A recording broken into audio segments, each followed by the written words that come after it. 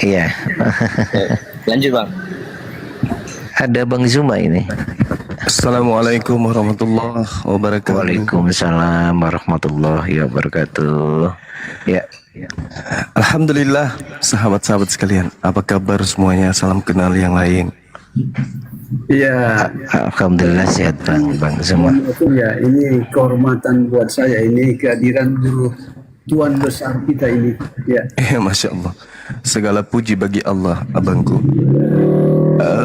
Saya sepintas mendengarkan tadi terkait dengan saudara non-Muslim ketika berbicara mengenai Tuhan. Sejatinya berdasarkan Al-Quran, ketika berbicara mengenai utusan Allah yang datang kepada kaumnya Bani Israel, lalu kemudian sekelompok dari kaumnya membuat makar, Allah membalasnya makar mereka itu dengan menjadikan iblis sebagai junjungan kepada mereka. Dan itu juga dijelaskan di dalam Kisah Para Rasul 2 nomor 36, bahwa yang mereka salibkan itu telah dijadikan menjadi Tuhan bagi mereka. Al-Quran menjelaskan, iyad'una min dunihi illa inatha wa iyad'una illa syaitanan marida.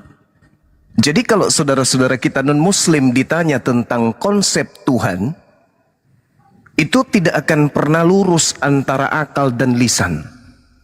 Yang tadinya 3 diakuinya 1. Kenapa mereka masih mengatakan 1? Karena sejatinya itu adalah fitrah.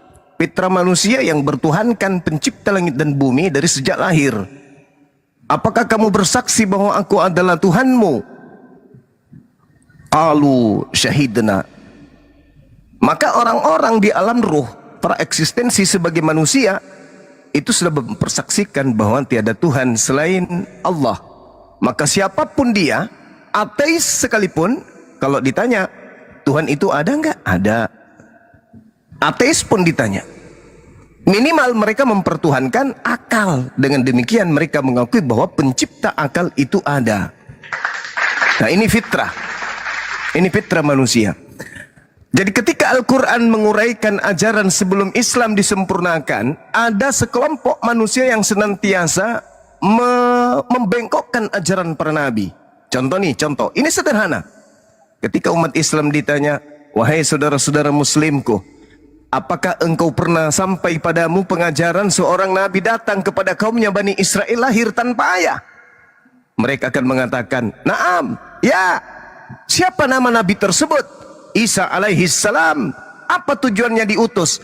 Mengajarkan kaumnya Bani Israel untuk menyembah kepada Allah dengan kembali kepada hukum Torah yang datang kepada nabi sebelumnya, itu Nabi Musa alaihi salam. Wa iz qala Isa bin Maryam ya Bani Israel inni rasulullahi ilaikum. Pondasi ini adalah landasan imannya umat Islam.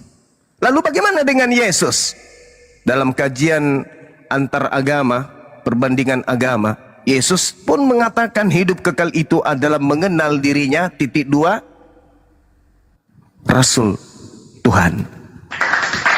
Yohanes 17 nomor 3. Simple, sederhana, jelas, tepat, valid, sahih, tertulis dengan sangat jelas di dalam kitab saudara.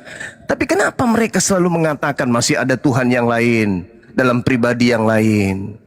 Apa yang terjadi sebenarnya? Nah, ini yang diterangkan oleh Kisah Para Rasul 2 nomor 29, 30, 31, 32, 33, 34, 35 sampai kepada angka 40. Jadi seluruh orang Israel harus tahu bahwa Kristus yang kau salibkan itu telah dijadikan menjadi Tuhan. Bagi siapa? Bagi kalian yang menyalibkan. Maka orang-orang yang menyalibnya itu di Nata 40-nya bertanya, Petrus, ya paman, apa yang harus kami lakukan sekarang? Apa saran Petrus? Apakah dia perintahkan menyembah makhluk yang keluar dari kubur yang mereka salib? No. Petrus kemudian mengatakan apa? Berilah dirimu dibaptis dan bertobatlah dari angkatan jahat ini. Artinya Petrus melarang orang-orang yang menyalibkan korban tersebut untuk dituhankan. Kenapa? Karena Yesus sebelumnya, saudara-saudara sekalian, 10 detik terakhir, Yesus sebelumnya mengatakan apa? Di Matius 12 nomor 38 40, ini udah berulang kali dalam kajian Kristologi. Apa yang kemudian terjadi di sana? Ketika ditanya, "Guru, berikan kami sebuah tanda." Kata Yesus, angkatan jahat ini, orang-orang Farisi, ahli Taurat, minta suatu tanda, dan tidak akan diberikan kepada mereka satu tanda apapun selain tanda Yunus. Apa itu? 3 hari 3 malam. 3 hari 3 malam dalam perut ikan, 3 hari 3 malam dalam perut bumi. Catat itu. Itu tanda untuk siapa? Angkatan jahat. Siapa sekarang yang beriman kepada 3 hari 3 malam ini? Islam apa Kristen? Kristen. Berarti yang menggenapi nubuatan angkatan jahat adalah, silakan dijawab sendiri. Demikian sebagai pengantar sahabat-sahabat sekalian, saya berharap di sini kita memberikan edukasi yang baik.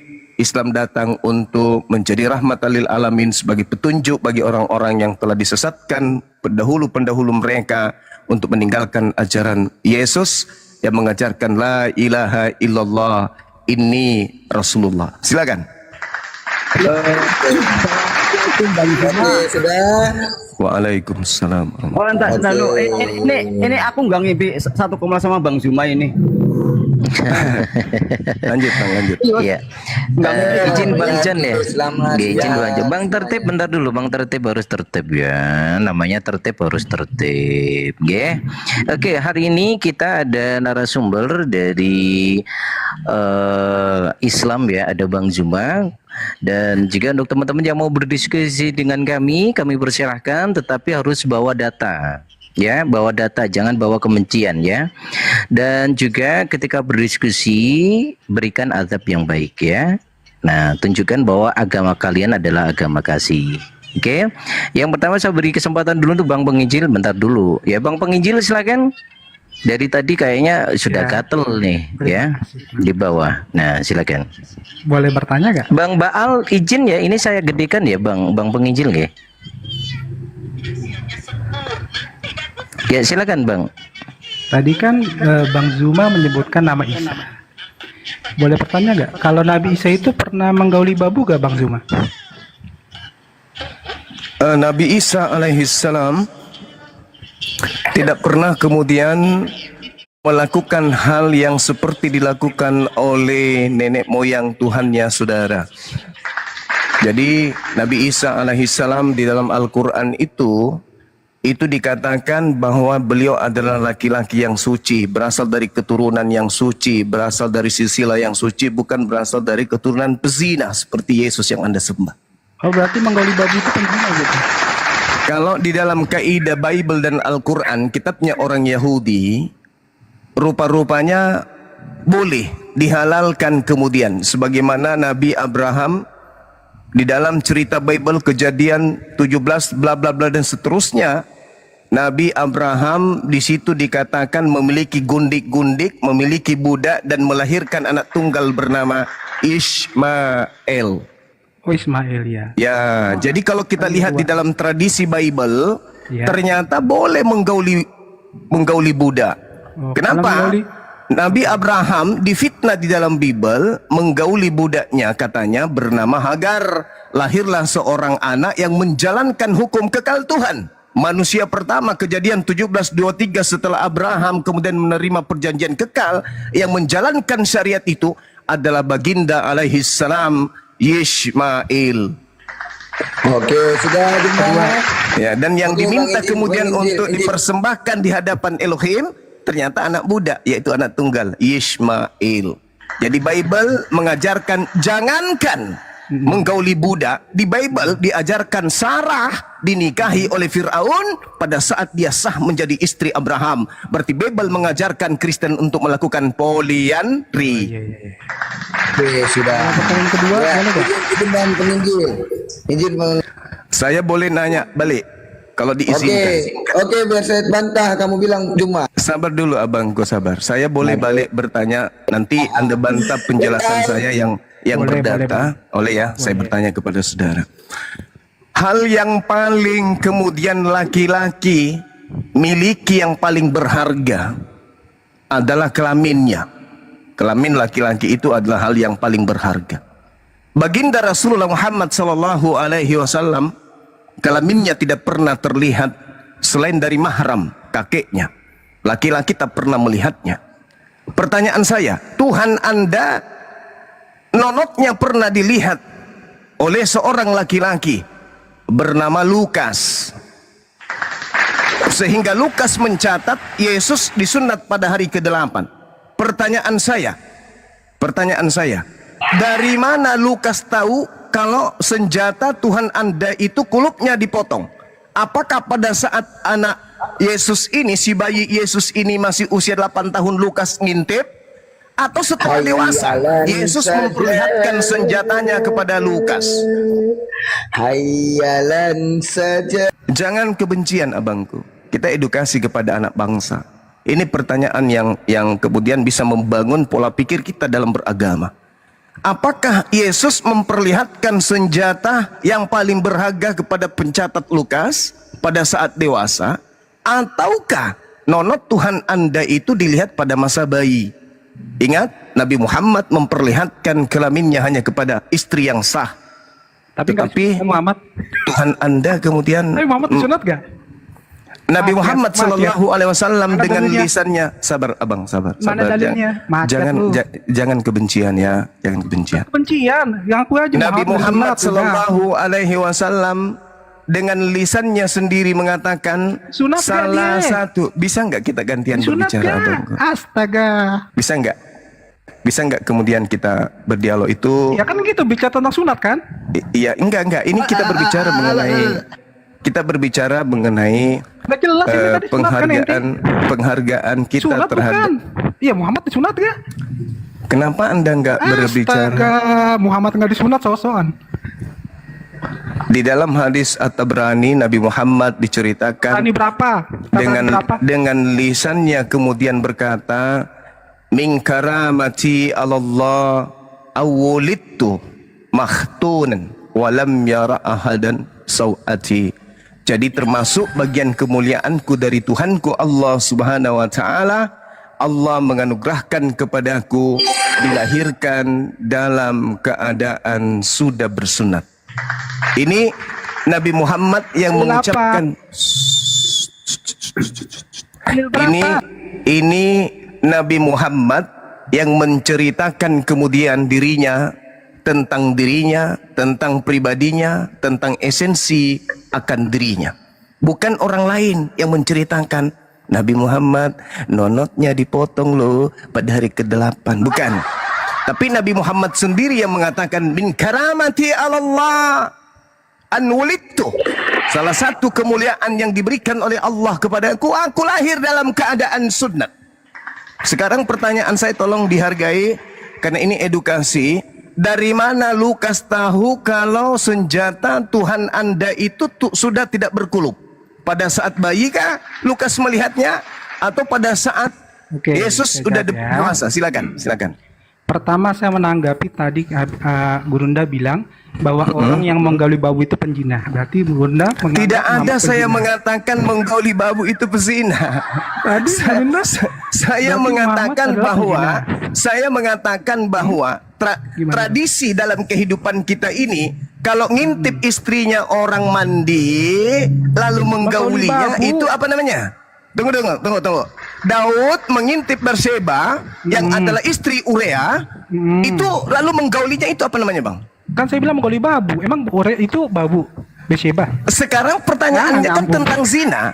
Tentang zina kan? Ingat. Bukan babu. Ingat. Ketika dengar. Daud memiliki ratusan babu. Di dalam Roma 1 nomor 3 diceritakan Yesus berasal dari sperma Daud. Pertanyaan saya, kalau dikatakan dalam Roma 1 nomor 3 Yesus berasal dari sperma Daud, sperma yang nyangkut di kelamin budak yang mana? Nggak ada surat sperma. Jangan kebencian abangku, jangan. Bukan Kalau hanya karena kebencian, dulu kita dulu kita sudah pernah diperangi oleh orang-orang yang beragama sama seperti Anda 350 tahun lamanya. Jadi jangan bangkitkan kebencian lagi, jangan. Ini edukasi untuk anak bangsa. Astaga. Roma 1 nomor 3. Di situ jelas dikatakan Yesus berasal dari sperma Daud. Pertanyaan saya. Saya kasih paus kalau ada. Saya kasih Baik. paus kalau sperma. Ada yang bisa buka kamera di sini? Saya buka. Roma Baik. 1 3 sperma ya. Iya, silakan buka kamera, tunjukkan original teksnya, saya yang baca. Abangmu ini yang membacakan. Ingat, kita jangan kebencian. Cukuplah Nusantara ini telah dijajah oleh penjajah yang agamanya sama seperti Bahasa Anda Indonesia selama ya. 350 Bahasa tahun. Indonesia ya. Saya ingin original teksnya. Karena Berapa? saya ingin original teksnya karena saya tahu bahwa Bible pertama kali Iya, dibuat original teks kemudian berapa? untuk orang-orang Roma dan Yunani, Bisa, bukan untuk orang Indonesia. Silakan, mohon tunjukkan Iya. original teksnya biar saya bacakan. Roma berapa? Roma 1 nomor 3. Nomor 3, oke. Iya. Bahasa asli ya. Kau bisa ya? Dites kan ya? Insya Allah saya bisa. Silakan. Lucu kalau yang punya kitab yang tidak bisa baca. Aku bisa. Saya baca ya. Silakan. Anda buka kamera, Anda tunjukkan original teksnya biar abangmu ini yang bacakan.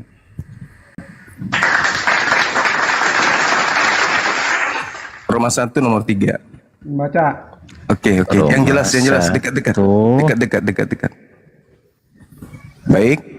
Roma 1. Jangan terlalu goyang. Ya. Peritau Yeofto kata sarka agenici ekto spermatos to David. Salah. Ini kan Roma 2. Ini Roma 1, ini Roma 2. Mampus. Dengar. Ternyata nggak bisa. Dengar. Saya sedang membaca original teksnya. Astaga. Saya sedang membaca. Penipu. Ini Roma 2 ini. Coba tunjukkan. Jangan kau tunjukkan cara tipumu. Roma 1 nomor 3. Roma 1 nomor 3, teman-teman. Dia pakai jurus Astaga, Paulus. ternyata nggak bisa dia. Coba. Saya meminta tadi Roma 1 nomor 3. Katanya bisa. Udah aku turun ya. Izin.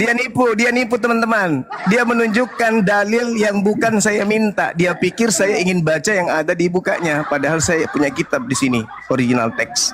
Saya ulang lagi. Perito, io afto kata sarka agenici ektau spermatos tau David. Jadi kita orang Islam ini sulit untuk dibodoh-bodohi. Sulit. Masa penjajahan aja umat Islam bukannya nuntut untuk turut tunduk kepada penjajah. Umat Islam berdiri tegak mengatakan la ilaha illallah Muhammad Rasulullah, Allahu Akbar, usir penjajah. Jadi kalau zaman penjajah aja umat Islam tidak bisa dibodoh-bodohi, apalagi zaman kemerdekaan. Muncul pertanyaan, maaf nih, karena kita tadi mencium bau hujatan. Pertanyaan ini sederhana. Ketika dikatakan Yesus berasal dari sperma Daud dan Daud memiliki budak ratusan, pertanyaan saya, nyangkut di budak yang mana? Jadi jangan menghujat, jangan. Kenapa? Bible siap pasang badan untuk membela Nabi Muhammad. Jangan coba-coba. Jadi yang lain karena kita naikkan Oten ya. baik Gurunda, baik. Sekali lagi saya katakan, baginda Rasulullah Muhammad sallallahu alaihi wasallam menceritakan kemudian dirinya sendiri. Min karamati Allah. Salah satu kemuliaan karamah yang Allah berikan kepadaku, aku lahir dalam keadaan sudah khitan, Masya Allah. Dan dalam tradisi Yudaism, ada beberapa manusia ciptaan Allah yang mulia yang lahir dalam keadaan sunat. Di antaranya Nabi Adam, Nabi Musa, Daud, dan ada beberapa lagi di internal mereka. Jadi tidak heran kalau agama Samawi mengajarkan ada yang lahir tanpa kulub.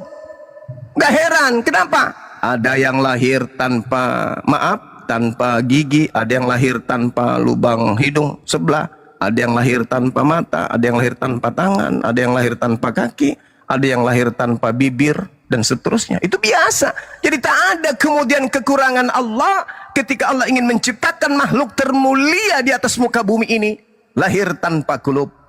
Tak ada yang sulit bagi Allah. Jadi pertanyaan saya, tolong untuk digaungkan di gereja, Yesus itu berasal dari sperma Daud, dari istri sah atau istri gundiknya, kan gitu ya?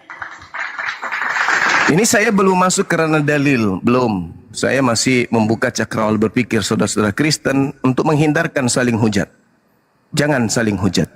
Anda boleh tegas, Anda boleh keras, tapi tujuannya adalah meluruskan saraf-saraf yang bengkok dan menghidupkan saraf yang sudah mati.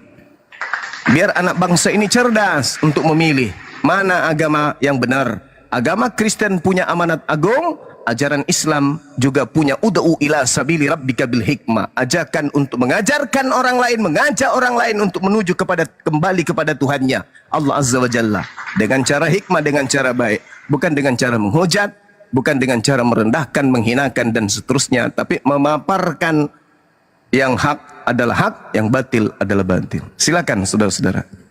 Oke, izin Bang Zuma, ini ada beberapa teman di bawah ini tapi belum paham ini apakah dia Kristen atau bukan ya. Bang Arnold, selamat siang. Assalamualaikum warahmatullahi wabarakatuh, Gurunda. Izin boleh ku tunjukkan tadi itu sperma, Gurunda? Boleh, boleh. Oke, izin Pak Guru Dance.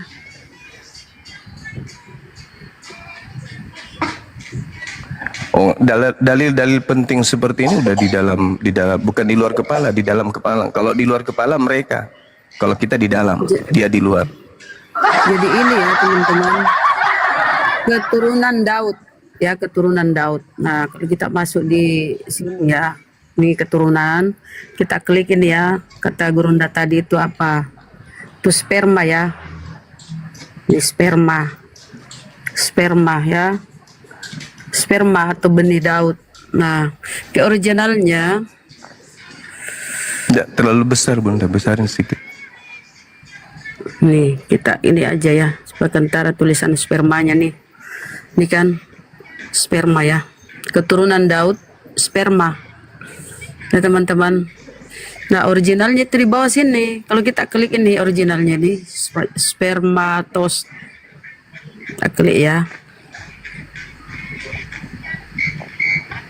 Sperma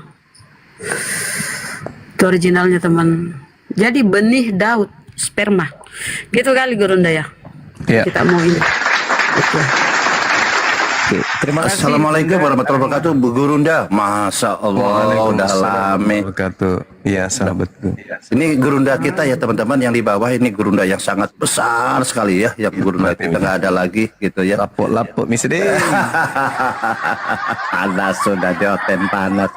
Lanjut Gurunda. Tapi mungkin tadi yang ini Bang Juma tadi yang disampaikan data itu kan kita tidak percaya seperti itu Bang Juma ya. Poinnya adalah itu kita hanya secara akademis membaca saja gitu kan Bang Juma ya. Membaca. Iya, di dalam Islam tidak percaya seperti itu ya. Betul sekali, betul.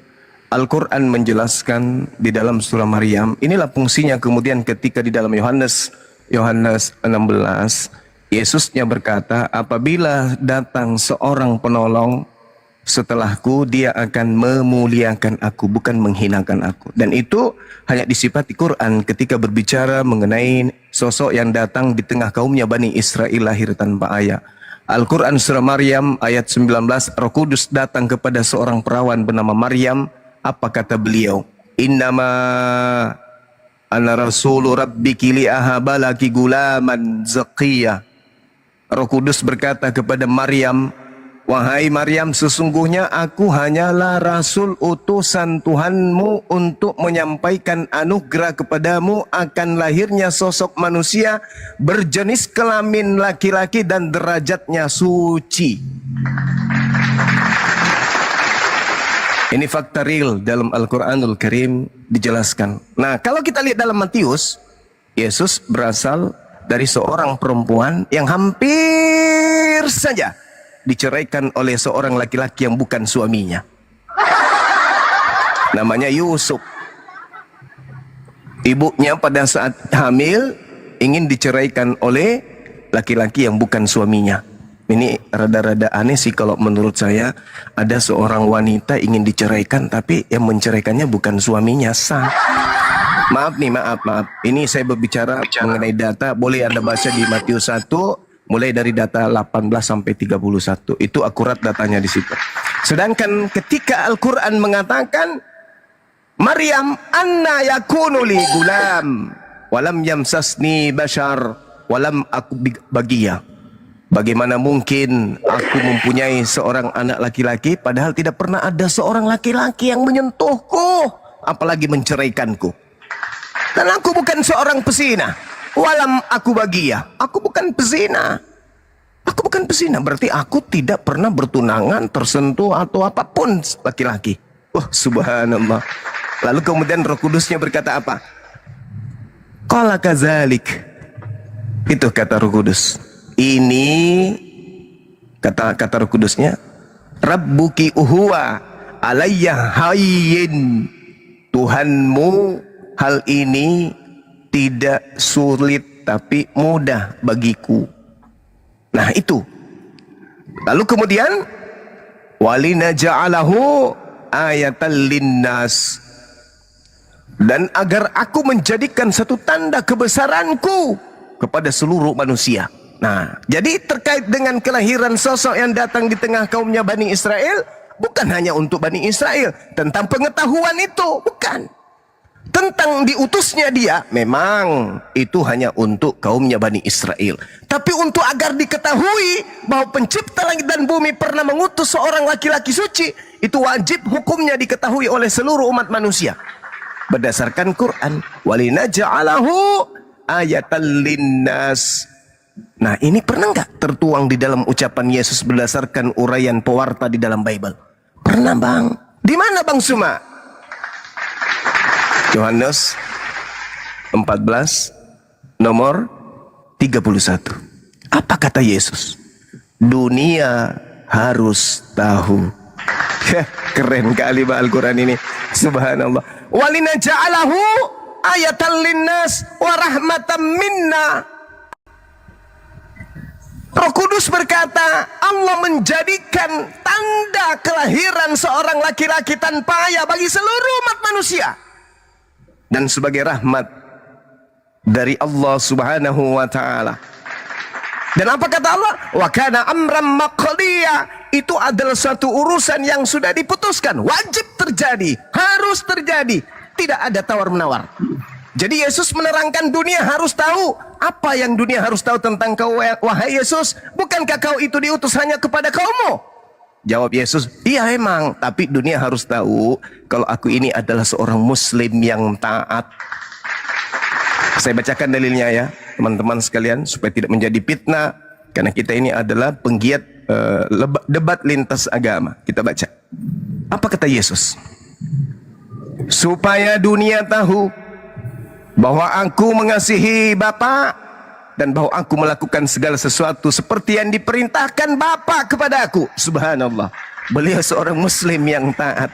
Yesus, kalau di dalam Al-Quran jelas beliau Nabi Isa alaihi salam menerangkan, Inni Abdullah atani al-kitab wa ja'alani nabiyan. Wah, keren kali Al-Quran. Ternyata Yesus lebih dulu menerangkan dunia harus tahu bahwa aku senantiasa mengasihi Tuhan dan bahwa aku melakukan segala sesuatu seperti yang diperintahkan Bapa Tuhanku kepada aku. Subhanallah. Yesus adalah seorang muslim yang taat, saudara-saudara sekalian. Dia bukan seorang Kristen, pengikut kemudian agnostos theos yang diajarkan Paulus kepada orang Athena. Subhanallah. Lanjut. Oke, izin Gurunda, ini ada Bang Martin dan juga Bang Arnold. Arnold, selamat siang Bang Arnold. Bang Arnold, Bang Arnold 2, izin saya turunkan karena nggak respon. Ya, next selanjutnya ada Bang Martin. Nah, Bang Martin mau berdiskusi dengan kami. Iya, dengan Zuma itu banyak omong kosong tadi. Oke, dengan Bang Zuma. Iya, betul. Ya, jangan marah abangku. Tenangkan diri, jangan emosi. Kita tidak sudah mengumbar kebencian. Ya, kita ditonton banyak orang. Jadi kita perlihatkan Iya, sisi Pak. baik. Kita semua punya Omong potensi kosong untuk dulu jadi itu, jahat. kita Saya untuk orang. makan ginjal Anda, mengunyah jantung Anda pun saya bisa. Tapi saya tidak dalam Mari, kapasitas datang. mengumbar kebencian. Datang. Saya sedang Datang, ingin datang. kemudian mengajarkan kasih yang datang. sesungguhnya, rahmatan lil alamin. Mari sini, Silakan. datang. Silakan saudaraku, jangan umbar kebencian. Sudah cukuplah 350 tahun kalian punya pendahulu melampiaskan kebenciannya kepada Nusantara ini. Ya, silakan Anda bantah, saudara. Silakan Anda bantah saya. Makanya Silakan. omong kosong saja. Ya, banyak. saya diam, Anda bernarasi. Silakan. Banyak omong kosong lu. Cuman itu Bang Martin yang mau disampaikan. Ada yang lain? Tidak, maksudnya tidak, semua itu tidak berbobot. Omongnya Oh, tidak ngelantur kiri kanan. berbobot. Oh, Tidak gitu. berbobot. Bang, kalau Bang Martin Iya. berbobot. Bang Martin berbobot. Ya, ada aja kelakuan Oten itu, ya. Oke, izin ini saya naikkan lagi. Ya. Oke.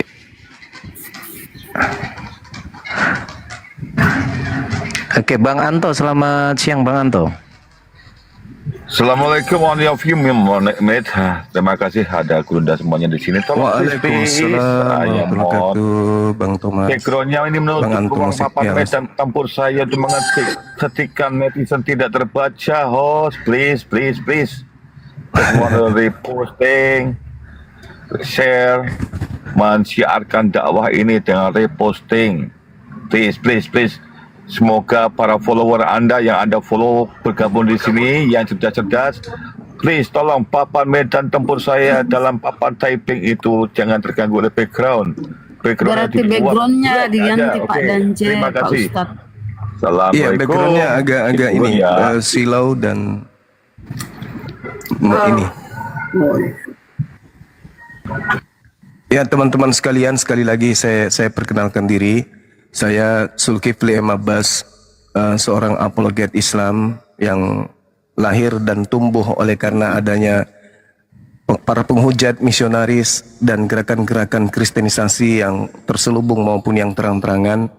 Maka saya hadir di tengah-tengah saudara untuk meluruskan semua fitnahan tentang Islam dan merangkai persaudaraan dalam bingkai dialog yang dibangun di sosmed, di mana seluruh umat Islam dan juga saudara-saudara kita non-Muslim bisa menyimak ini untuk menjadikan diri kita itu memahami agama kita masing-masing, Islam atau Kristenkah yang layak menjadi jalan sampai ajal datang menjemput.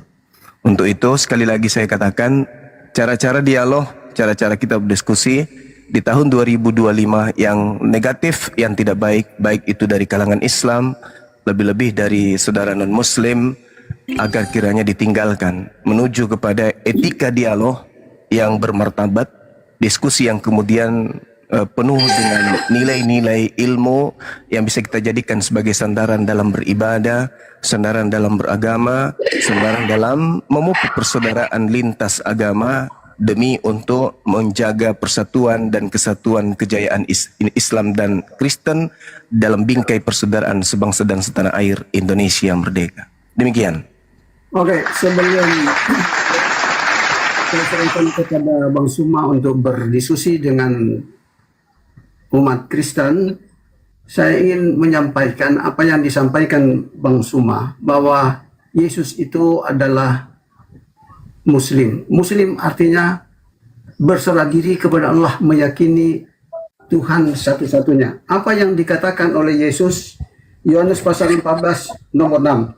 Kata Yesus kepadanya, akulah jalan, kebenaran dan hidup. Tidak seorang pun datang kepada Bapa kalau tidak melalui aku.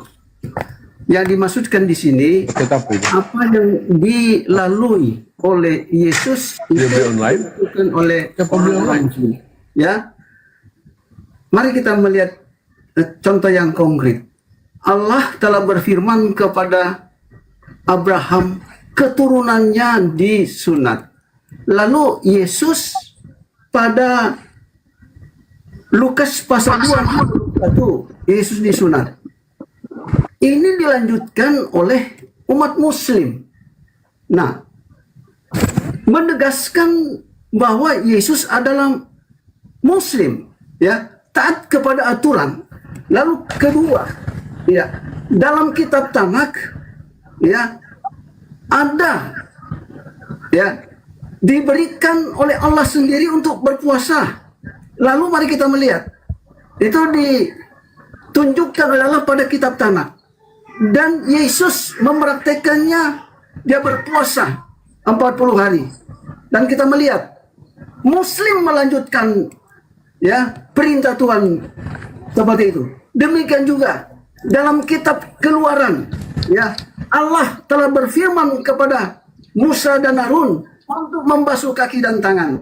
Dan ini dipraktekkan oleh Yesus, Yohanes 13 nomor 1 sampai 17, dilanjutkan oleh orang-orang Muslim.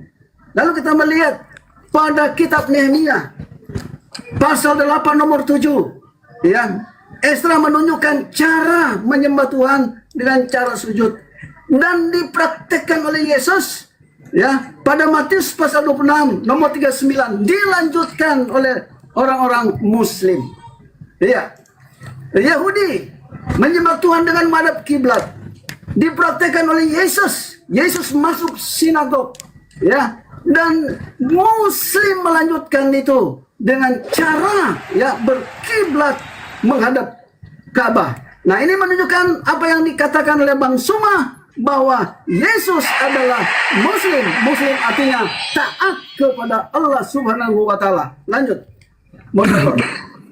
Baik, saudara-saudara sekalian, saya mempertanggungjawabkan apa yang disampaikan oleh guru kita tadi barusan, Pak Dance, seorang mantan pendeta, ya. Memang apa yang diuraikan itu akidahnya jelas. Di dalam Al-Quran memang menjelaskan, walaqad ahazallahu mitsaqa bani Israil wa ba'atsna minhum 12 naqiban wa qala Allah inni ma'akum. Jadi Bani Israel ini adalah bangsa pilihan Tuhan, di mana pencipta langit dan bumi menyatakan sikap kepada manusia bahwa aku bersama dengan Bani Israel pada zamannya.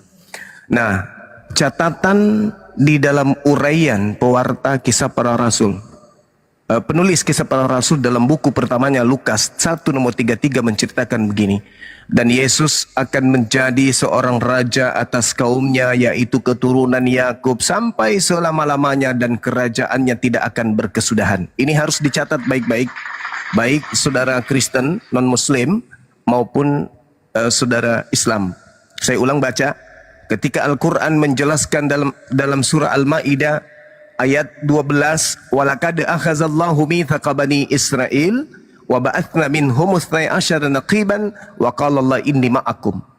Nabi Isa alaihissalam sebagai nabi terakhir bagi kaum yang dipilih oleh Allah, yaitu Bani Israel, Bani Yakub, itu datang kepada kaumnya, dan diceritakan setelah dia datang ada yang membuat makar, dan Allah menipu makar mereka, sebab Allah adalah sebaik-baiknya pembalas kejahatan.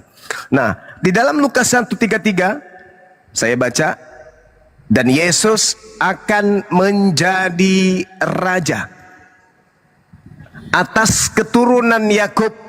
Jadi Yesus itu adalah raja atas keturunan Yakub, dan kerajaannya tak akan pernah berhenti. Saya ulang lagi nih, teman-temanku Kristen, berdasarkan Lukas 1:33, Yesus itu diutus untuk menjadi seorang raja besar. Kerajaannya tak berkesudahan. Kerajaan Yesus itu tak berkesudahan. Saya sebagai apologet Islam, berdasarkan materi ini mengakui itu. Bang Suma mengakui Yesus adalah seorang raja yang diutus kepada kaum keturunan Bani Yakub, Bani Israel selama-lamanya, dan kerajaannya tidak akan berkesudahan. Kerajaan Yesus tak akan pernah berhenti sampai kiamat. Itu kerajaan Yesus. Tapi ada tapinya. Dengarkan, ada tapinya. Kerajaan Yesus tidak pernah berhenti selama-lamanya sampai kiamat, bahkan sampai di surga. Namun ada tapinya. Apa tapinya? Nih, dengarkan baik-baik. Aku Yesus berkata kepadamu, kerajaan Allah akan diambil daripadamu dan akan diberikan kepada suatu bangsa yang menghasilkan buah kerajaan itu. Takbir. Jadi kerajaan Yesus itu tidak berkesudahan, namun bagi kaumnya selesai. Kenapa? Kerajaannya diambil alih, diberikan kepada suatu bangsa yang bisa mencerminkan, yang bisa memperlihatkan, yang bisa menteori praktekkan daripada buah-buah kerajaan tersebut. Mana itu? Yang diajarkan barusan oleh guru kita, mantan pendeta dan Cemumek. Buah dari kerajaan itu sujud, puasa, sunat, tauhid, hanya ibadah kepada satu hakikat pencipta, la ilaha illallah. Nah, itulah kerajaan Yesus yang diberikan kepada baginda Rasulullah Muhammad SAW, yang buah kerajaannya sampai hari ini tidak pernah kemudian memudar. Sedikit lagi kita akan berpuasa mengikuti buah yang Yesus ajarkan di dalam kitabnya. Saudara Kristen, mereka berpuasa, Yesus berpuasa. Sebentar lagi menghitung hari ke depan, buah dari kerajaan Yesus itu akan kita perlihatkan kepada dunia. Demikian. Izin Bang Zuma, Pak Dante ini backgroundnya bisa diganti nggak? Karena teman-teman yang di bawah ngeluh ini katanya terlalu slow. Iya, ini kalau diganti kita keluar lagi, jadi nanti. Oh gitu. Iya. Oh tidak bisa ya? Enggak keluar itu, tidak keluar layar kita. Apa Pak Dante? Kita lanjut saja, nanti saya atur. Oh oke. Oh ya, oke. Izin, ini ada Bang Pengembara ya di bawah. Selamat siang Bang Pengembara. Dibuka mute-nya Bang Pengembara. Bang Pengembara 1, Bang Pengembara 2, Bang Pengembara 3. Mohon maaf saya izin turunkan ya karena tidak ada respon dari Anda. Oke, ini mungkin ada teman-teman Kristen yang mau berdiskusi dengan kami. Ya, ini semakin lama kayaknya kok semakin hilang ingatannya ya. Pada kemana ini? Oke, ada Bang Separta, selamat. Oh, belum duduk dia. Ya, oke, Bang Separta, selamat siang. Iya, selamat siang. Apakah Oke, Islam atau Kristen Abang Da? Kristen. Oh, Kristen ya. Oke. Abang Da, tadi ada beberapa materi yang sudah dipaparkan dari Bang Zuma ya, termasuk ketuhanan ya. Dan silakan mau ditanggapi, mau bertanya atau mau ditanya Bang Separta. Baik. Saya mau menanggapi dari pernyataan Zuma dulu. Oh iya, mau menanggapi ya. Oke, silakan ditanggapin ya. Ya. Yang saya mau tanggapi soal tujuannya dia masukkan di kumal-kumal ini. Jadi artinya sangat santun ya. Bahasa Zuma itu sangat santun. Tapi kenyataannya yang saya saksikan di kumal-kumal justru bukan seperti barusan yang dikatakan. Jadi ada semua yang berbeda. Jadi kumal yang dia begitu kasar ya, menghina. Oke, bentar saya potong dulu Bang Separta. Boleh lebih spesifik lagi kasarnya di mana atau mengucapkan apa atau kalimat apa yang menganggap itu adalah perkataan yang kasar dari Bang Zuma di komal-komal lain. Coba. Ya, jadi gini ya. Jadi perkataan babi sering digunakan oleh kata Zuma yang ditujukan kepada perkataan orang babi. Iya. Oh iya. Jadi dalam rangka apa kata babi? banyak. Ya, bentar dulu Bang Separta. Dalam rangka apa kata babi itu diucapkan Bang Zuma? Iya, di dalam diskusi di Komal itu. Baik, Kenapa saya tanggapi mesti- boleh ya? Bentar dulu, masih ada bang. Masih ada bang. Oh ya, silakan. Oke. Jadi semoga saja itu Zuma yang lain ya. Zuma yang ada di Komal Pak Dante ini seperti yang dikatakan di narasi ya sebelumnya. Yang kedua tentang kata apologet. Seringkali Islam mengklaim kata Allah dalam Bible itu diambil dari kata Allah Alkitab. Tetapi saya kaget, diambil dari kata Quran. Jadi saya kaget, ini cuma menamakan diri apologet. Setahu saya nggak ada apologet di dalam kata Quran atau di dalam hadis atau di lain-lain. Aneh kalau cuma menamakan diri sebagai seorang apologet, karena apologet itu adalah bahasa Alkitab. Dan sekarang cuma menggunakan bahasa Alkitab untuk menyatakan diri sebagai seorang apologet. Oke, yang terakhir, yang ketiga, Di dalam pembahasan bahkan semua sering menghina kata Yesus dengan kata hantu. Ya, dengan tafsirnya yang jauh panggang dari api ya. Gitu. Dan saya pikir di dalam membuat narasi cobalah betul-betul kalau bisa menggunakan bahasa yang jangan sarkas ya, supaya diskusi itu betul-betul menjadi bagus dan elegan, enak didengar dan bisa mengedukasi. Oke. Itu poin itu. Biar ditanggapi.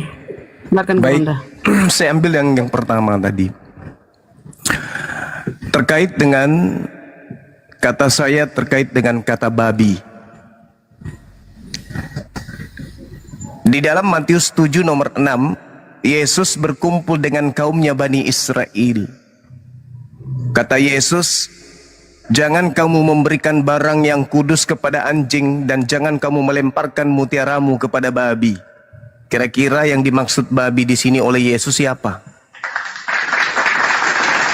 Ini Baik. Yesus, sabar dulu. Anda saya beri ruang berbicara bebas. Izinkan juga saya berbicara menanggapi pernyataan konyol saudara. Ya, Tadi Anda sudah dengan kalimat tanya kan, jadi saya pikir sampai di situ. Silakan. sabar dulu, sabar. Nanti Anda tanggapin. Saya butuh. Tanya, Bang Suma menjawab. Jadi diam dulu, Sparta. Iya, nanti tinggal Anda catat pertanyaan saya yang wajib Anda jawab. Jadi Yesus menyebut orang-orang di luar Yahudi itu seperti anjing dan babi. Dan kalau saudara mengatakan itu bukan Kristen, nih tak kasih ilmu. 2 Petrus 2 nomor 19, 20, 21 dan seterusnya.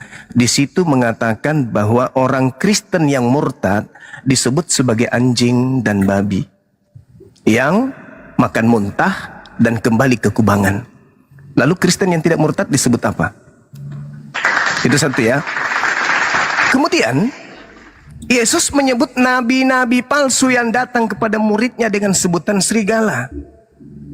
Serigala dengan babi, dengan anjing itu kan identik. Oke, itu yang pertama, nanti Anda tanggapin. Yang kedua, terkait kata apologet. Artinya, Anda sudah merasakan satu titik di antara ribuan bahkan jutaan titik kesakitan kami sebagai seorang muslim. Hanya gara-gara kata apologet. Apologet itu artinya pembela. Pembela itu apologet. Tidak menyentuh akidah siapapun. Tidak menyentuh akidah apapun. Tapi kalau Kristen, nih yang paling santer nih, yang tidak ada tertulis dalam Bible, yang tidak ada sama sekali tertulis original teksnya ataupun apapun itu. Kata kalam. Kalam itu tidak ada dalam Kristen, original teksnya tak ada. Jumat. Tak ada kata Jumat dalam Bible. Carikan saya. Tapi santer kita dengarkan Jumat Agung.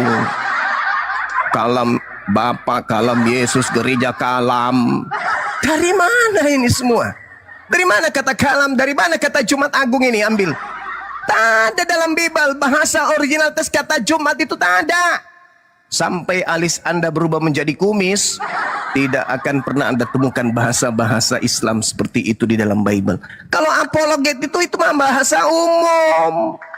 Apologet artinya adalah pembela. Dan saya tidak mengatakan diri saya sebagai apologet Kristen, saya mengatakan apologet Islam. Jadi hal yang mempermalukan Anda tolong jangan dibahas di sini. Karena kalau Anda menagih apologet itu bisa dihilangkan satu kata ini, silakan Anda lepaskan semua, rubuhkan semua gereja-gereja yang tertulis kata kalam, kemudian kata ilahi, kemudian kata Isa Al-Masih, dan tutup lembaga Bible Indonesia. Karena dia sudah mengatakan lembaga Alkitab. Kalau dia berubah menjadi LBI, lembaga Bible, silakan dilanjut. Tapi kalau masih menggunakan kata Alkitab, jangan pernah buka di Indonesia. Karena itu adalah kata yang berasal dari Al-Quran, tidak ada dalam Bible dari abad pertama sampai abad sekarang. Yang ketiga, terkait dengan ucapan saudara yang mengatakan saya terkadang mengatakan Yesus itu hantu. Saya izin. Bukan saya yang mengatakan Yesus hantu, tapi murid-muridnya. Markus 6 nomor 49. Ketika para murid melihat sosok berjalan di atas air, mereka ketakutan dan berteriak-teriak, hantu, hantu, hantu, hantu. Siapa yang mereka lihat berjalan di atas air? Yohanes 6, 49, 50. Yesus. Markus, Lukas 24 nomor 37. Mereka ketakutan, mereka kaget dan ketakutan sebab mengira melihat hantu. Bukan saya, Bang. Dan kalau Anda mengatakan Yesus itu adalah pneuma hagios, pneuma itu artinya hantu. Bukan saya. Kita pandai yang mengatakan itu. Yang Anda sembah pneuma hagios itu adalah hantu suci. Yang Anda sembah bernama Yesus itu murid-muridnya pun menganggapnya hantu. Bukan saya, Bang. Jangan saya jadi fitnah. Begitu, saudaraku. Terus kemudian, cakupan dari ketiga pertanyaan saudara ini, Al-Quran merangkumnya. Uda'u ila sabili rabbika bil hikmah. Apa makna hikmah? Serulah manusia kepada Tuhanmu, kepada jalan Tuhanmu dengan jalan hikmah. Apa hikmah itu? Hikmah itu tegas mengatakan yang hak adalah hak, yang batil adalah batil. Hitam-hitam, putih-putih. Itu hak. Itu yang disebut hikmah. Jangan melempem, berpura-pura kayak Filipi 1:18. Ya, jangan seperti Paulus, kepada orang bodoh ngaku bodoh, kepada orang yang lemah ngaku lemah, kepada orang Yahudi ngaku Yahudi, kepada orang Roma ngaku Roma. Jangan. Di Islam tidak dikenal itu. Di Islam hanya mengenal ilmu hikmah. Apa itu? Tegas terhadap yang benar, keras terhadap yang salah. Ya, jadi kalau Anda menemukan saya lagi keras, berarti saya sedang menjalankan ilmu hikmah. Apa itu? Meluruskan besi yang bengkok, dibutuhkan tempaan yang kencang dan kuat dan keras. Demikian. Oke, Bang Sparta sudah dijawab ya tadi pertanyaannya. Oke, gantian ya Bang Sparta ya. Ada Bang Pengembara. Bang Pengembara, selamat siang Bang Pengembara. Selamat siang, Bang. Selamat siang. Oke, Islam atau Kristen Bang Da? Kristen, Bang. Kristen ya. Oke. Bang Da, ada yang mau ditanggapi atau mau menjawab? Saya cuma membahas tema ini aja. Oke, ya, oke. Iya, nanti kita arahkan ke Gurunda Bang Zuma ya. Tapi Pak Dante, mohon maaf ini saya tidak bisa jadi moderator lagi karena saya ada kelas ini, sudah telat 20 menit saya. Udah dipanggil-panggil anak-anak nih. Ya, saya apa namanya? Nggih, saya izin pamit dulu ya. Bang Zuma monggo duluan nggih. Teman-teman yang lain, Bang Baal, Bang Pendeta, ya Gurunda-gurunda semuanya. Terima kasih. Ini saya izin pamit dulu. Assalamualaikum warahmatullahi wabarakatuh. Waalaikumsalam warahmatullahi wabarakatuh. Ya, silakan penggembara, jika ada sesuatu yang Anda ingin sampaikan tentang tema ini, nanti Gurunda akan memberikan respon. Silakan, atau Anda bertanya silakan. Bertanya ini, tapi saya bertanya tipis-tipis saja ini, abang-abangku ya. Ya. Monggo. Soalnya saya pun, ilmu saya pun masih di dasar laut, belum timbul ke permukaan nih. Soalnya saya mau bertanya ini, sebenarnya dalam pemahaman Islam ini, sesembahan yang benar itu bagaimana? Ya, silakan Bang Suma, sesembahan yang benar bagaimana? Baik. Kalau di dalam Al-Quranul Karim, saya koreksi sedikit Pak Dante. Sebentar.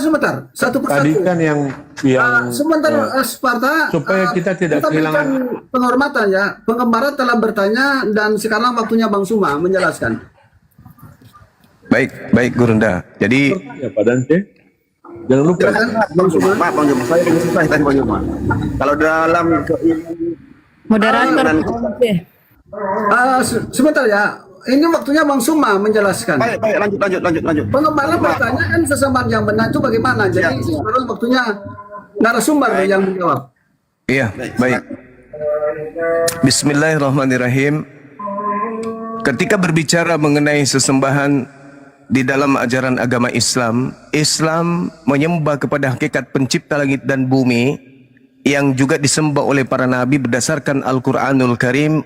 Dalam surah Al-Baqarah ayat 136, Bismillahirrahmanirrahim, Qulu amanna billah wa ma unzila ilaina wa ma unzila ila Ibrahim wa Ismail wa Ishaq wa Yaqub wal asbat wa ma utiya Musa wa Isa wa ma utiya nabiyyuna min rabbihim lan nufarriqu baina ahadin minhum wa nahnu lahu muslimun. Jadi Nabi Muhammad sallallahu alaihi wasallam mengajarkan umatnya untuk menyembah kepada apa yang disembah oleh Nabi Ibrahim, Nabi Ismail, Nabi Isa, Nabi Yakub dan keturunannya, dan apa yang disembah oleh Nabi Musa alaihissalam dan Isa alaihissalam, yaitu hakikat pencipta langit dan bumi yang tidak serupa dengan makhluk, bukan manusia, bukan anak manusia, dan dia adalah Shema Israel, Adonai Eloheinu, Adonai Ahad, Kul huwallahu ahad. Itulah yang kami sembah. Kami menyembah kepada apa yang kemudian disembah oleh para nabi. Seperti itu, saudara.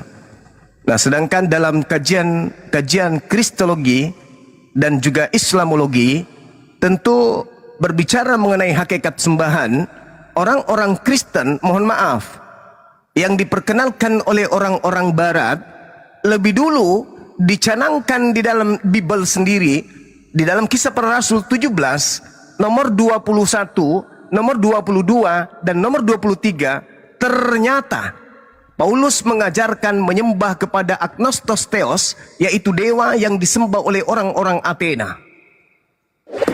Apa yang kalian sembah, kata Paulus, apa yang kalian sembah yang tidak kalian kenal itu, kata Paulus, itulah yang aku ajarkan.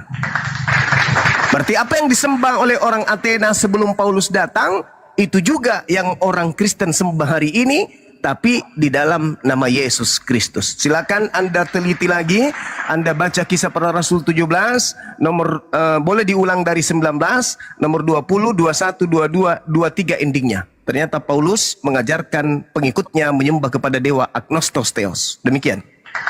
Ya, demikian ya penjelasan yang begitu gamblang yang baik. Oke, silakan. Kalau masih ada pertanyaan yang kedua atau ingin menanggapi, Baik. ya, Ini saya bertanya-tanya ini dulu nih. ya Saya silakan. mau Silakan. Pertanyaan kedua, langsung bertanya saja. Baik. Jadi untuk pemahaman Islam ini hanya percaya dengan kepada satu Tuhan ya, seperti kata Bang Juma tadi ya. Iya bang.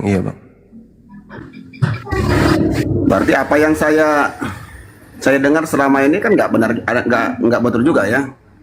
Soalnya saya Apa dengar itu, Bang? ada namanya Muhammad sebagai sesembahan persen juga. Oh, nggak mungkin. Nabi umat Islam nggak mungkin menyembah manusia, nggak mungkin. Betul bang.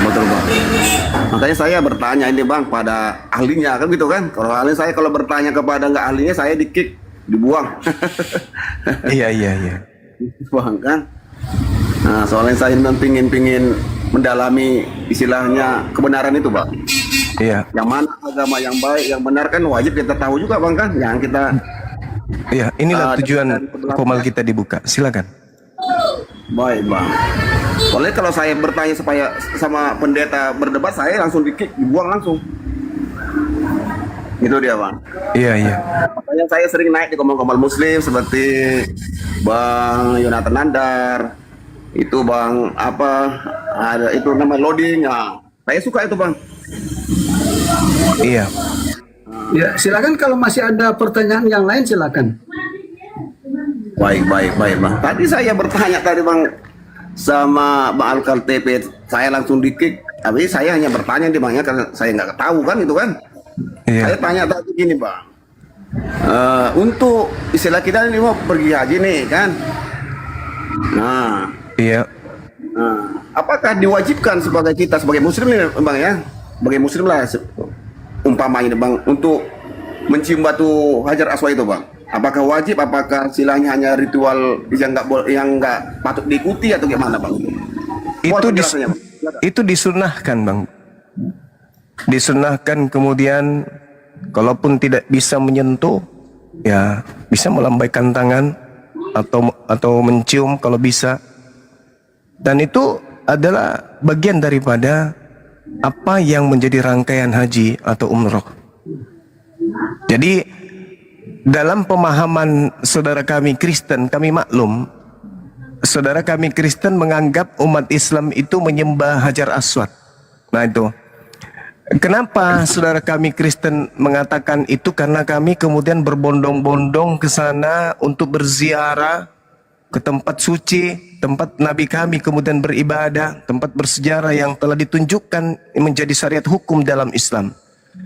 Al-Quran menjelaskan, Qul in kuntum tuhibbunallah fattabi'uni yuhibbukumullah wa yaghfir lakum dzunubakum wallahu ghafurur rahim. Allah mengatakan bahwa validasi, legitimasi keselamatan manusia itu setelah baginda Rasulullah Muhammad sallallahu alaihi wasallam itu datang, yaitu satu. Apa itu? Mengikuti baginda Rasulullah Muhammad sallallahu alaihi wasallam. Ketika Nabi Muhammad sudah diutus, maka satu-satunya cara manusia untuk selamat menuju ke surga hanya mengikuti Nabi Muhammad.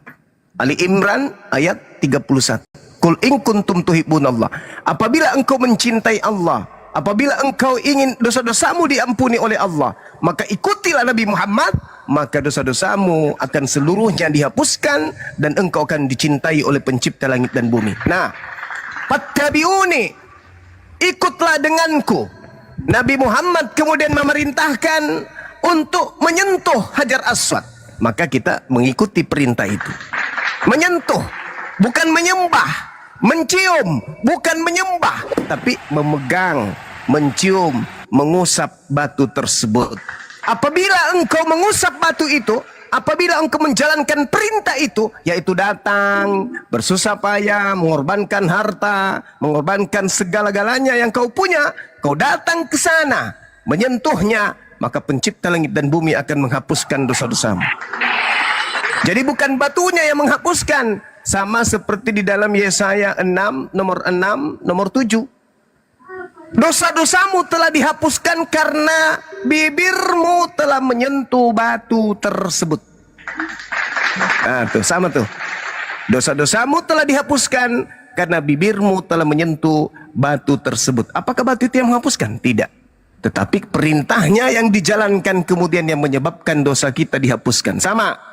Angkatlah batu ini ke atas truk, maka kamu akan mendapatkan uang. Pertanyaannya, ketika seorang buruh sudah mengangkat batu ini naik ke truk, apakah uang yang didapatkan itu berasal dari batu? Batu yang memberikan uang? Ternyata tidak. Kamu dapat uang dari mana? Dari batu. Maksudnya dari saya mengangkat batu. Oh. Nah itu Bung, jadi kesalahpahaman yang kemudian dipahami oleh saudara Kristen, umat Islam itu datang menyembah. Padahal dalil demi dalil di dalam Bible, seluruh nabi-nabi termasuk Yakub, ketika dia beribadah, dia mengambil batu lalu dijadikan sebagai tugu. Bahkan bantal yang terbuat dari batu itu dijadikan sebagai tugu untuk sujud menyembah kepada Elohim. Bahkan Yesus dalam Kisah Para Rasul 4 nomor 11 dikatakan sebagai batu penjuru. Gitu. Jadi dari dulu, dari sejak nabi-nabi, mereka selalu ada batu tugu. Mereka selalu ada kemah, mereka selalu ada Baitel atau Betel atau Bait El atau Baitullah sebagai landasan pijakan untuk mereka beribadah kepada Elohim pencipta langit dan bumi. Seperti itu, Bung. Nah, coba Anda baca di dalam Yesaya 66 nomor 23, sahabat boleh berganti sahabat, sahabat berganti sahabat, bulan berganti bulan, tetapi seluruh manusia akan datang kepadaku, sujud beribadah kepadaku. Begitu. Di dalam Keluaran 29 nomor 14, ambillah kulitnya, ambillah dagingnya, ambillah kotorannya, bakarlah di luar kemah. Itulah korban penebus dosa. Nah, apakah boleh saya katakan bahwa sapi ketika dibakar itu penebus dosa? Tentu tidak. Tetapi perbuatan yang mengambil seekor lembu, lalu memilah-milah empeduhnya, lemaknya, darahnya, dagingnya, kulitnya, kemudian kotorannya dipilah-pilah, ada yang dibakar, ada yang dan seterusnya, maka itulah korban penebus dosa. Bolehkah saya mengatakan bahwa ternyata tai sapi bisa menghapus dosa? Tentu tidak. Tetapi prosesi tunduk kepada perintah untuk menjalankan rukun syariat tersebut, itulah yang menyebabkan pencipta langit dan bumi menghapuskan dosa-dosa manusia. Silakan. Ya, luar biasa ya. Ya, jawaban yang sangat tepat bahwa sesungguhnya ya menyentuh mencium batu bukan ya menyembah batu dan batu bukan ya menghapus dosa, tetapi yang menghapus dosa mengikuti perintah Allah, mengikuti sunnah yang ditentukan untuk itu. Nah, Masya Allah, selanjutnya betul. kita berikan salam dulu ya. Ini satu ya tamu kita yang baru, salam ya. Salam, apa kabar? Ya, assalamualaikum bagi Muslim, selamat siang bagi Kristen. Waalaikumsalam warahmatullahi Ada sesuatu wabarakatuh. yang Anda ingin tanyakan atau memberikan respon sesuai apa yang diterangkan oleh Bang Sumas? Monggo, silakan. Dan saya bagaimana dong ini ya? Sebentar. Alokasi kita gantian. waktunya harus bagus dong. Kita Saya dari gantian tadi ya, mendengar sebentar. kurang Nanti lebih sesudah setengah salam. jam. Anda Iya, kan tadi. iya. Tapi saya harus mendengar terus dongeng kalian kalau begitu. Oke. Iya. Oke, mau ya salam. Kalau Anda belum bersedia memberikan respon atau pertanyaan, Saya berikan pertanyaan. silakan. Ya, dalam Islam dikatakan tiada Tuhan selain Allah. Benar itu? Al-Imran 18 katakan tiada Tuhan selain Allah. Dalam An-Naml 91 dikatakan, aku diperintahkan untuk menyembah Tuhan negeri Mekah. Dalam Yunus 90 dikatakan, tiada Tuhan yang patut disembah selain daripada Tuhan Bani Israel. Jelaskan itu, Bang Suma, itu ada dalam Al-Quranmu. Jangan engkau bahas. Saya mau dengar penjelasan kau, Suma. Apakah selincah engkau menjelaskan, memutarbalikkan Alkitab? Saya mau jelaskan dulu ini 3 ayat ini dalam Al-Quranmu. Iya, Silakan, boleh. Bang Suma. Baik. Al-Quran itu memang hanya diperuntukkan kepada orang yang berakal sehat. Jadi kalau saudara mau memahami Al-Quran tanpa akal sehat, beginilah jadinya. Al-Quran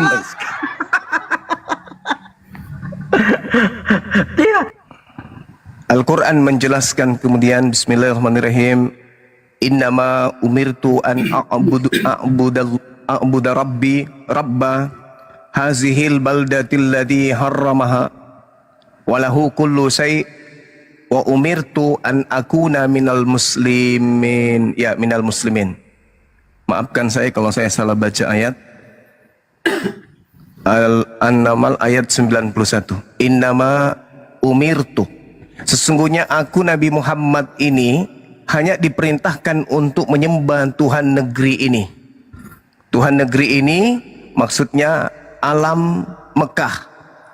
Pencipta langit dan bumi adalah Tuhan negeri Mekah, Tuhan negeri Israel, Tuhan negeri Malaysia, Tuhan negeri Indonesia, Tuhan negeri. Apakah pencipta langit dan bumi? Apakah pencipta langit dan bumi bukan Tuhan bagi kota Mekah? Ini saya katakan bahwa Al-Quran itu hanya untuk orang berakal. Siapa Tuhan? Tuhannya negeri Mekah itu siapa? Siapakah Tuhan negeri? Tuhannya negeri Mekah itu siapa? Coba saudara saya. Ya siapa sebelum datang Muhammad? Siapa Tuhan negeri Mekah? Tuhan negeri Jawab itu. Mekah, Tuhan negeri Mekah itu Jawab itu, adalah siapa Tuhan negeri Allah Mekah waktu Subhanahu wa taala. Jawab. Innama Jawab ayo. Siapa yang mendirikan Ka'bah? Kenapa Nanda sebutkan di situ Allah? Aku diperintahkan untuk menyembah Allah, tapi persembahkan Tuhan negeri Mekah. Jadi gini. Kenapa bukan kata Allah di situ? Jadi sekali lagi Karena saya kata. Allah kan suatu. Jadi gini, Anda memahami Quran hanya melalui terjemah. Jadi kapasitas Anda itu orang manula gitu loh, manula atau pemula. Tidak bisa Anda menjelaskan isi Quran karena Anda hanya berdasar terhadap terjemah saja. Kau siapa? Asbabul Mana nuzul posisimu ayat dengan ini, Kemenak yang asbabul Turunin nuzul. aja host biar sebentar dia nyimak di bawah. Asbabul Enggak. nuzul ayat ini, sebab-sebab ayat ini diwahyukan oleh Allah, Anda harus tahu. Orang-orang Arab kabilah-kabilah, suku-suku yang ada pada zaman itu masing-masing memiliki sembahan, masing-masing punya dewa, di mana dewa satu dan dewa yang lainnya tidak boleh melintasi wilayah sembahan suku yang lain. Jadi mereka memiliki banyak sembahan-sembahan masing-masing. Suku ini sembahannya ini, suku ini sembahannya ini. Nabi Muhammad datang menghapuskan itu semua dan hanya menyembah kepada pencipta langit dan bumi yang menguasai kota Mekah seluruhnya. Siapa itu? Allah, Rabbus samawati wal ard. Nah, apakah ketika Anda mengatakan dalam Al-Quran surah Yunus, surah Yunus dikatakan wa jawazna bi bani Israel bahara fa'atsba'ahum fir'aun. Anda ingin mengatakan bahwa Tuhannya Israel itu hanyalah Tuhan untuk orang Israel. Karena di situ dikatakan Tuhan Israel, berarti Tuhannya hanya untuk Bani Israel.